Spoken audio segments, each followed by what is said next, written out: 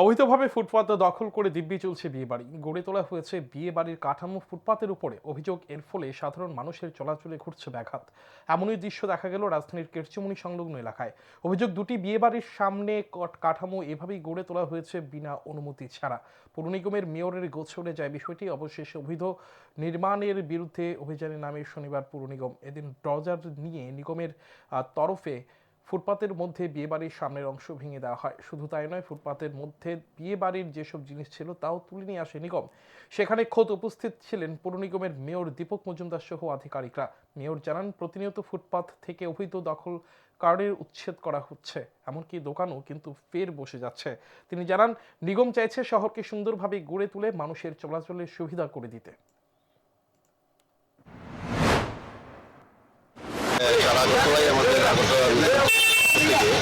প্রতিদিনই প্রতি জায়গাতেই অভিযান চালানো হয়। একটা অভিযোগ ছিল, এখানে দুটা বিয়ের বাড়ি আছে, সঙ্গম। এরা ফুটপাত দখল করে ব্যবসা দেওয়া ছিল এবং অনৈতিকভাবে আমাদের দেওয়া ছিল, ওইগুলো ঠিক করে দেওয়া হয়েছে।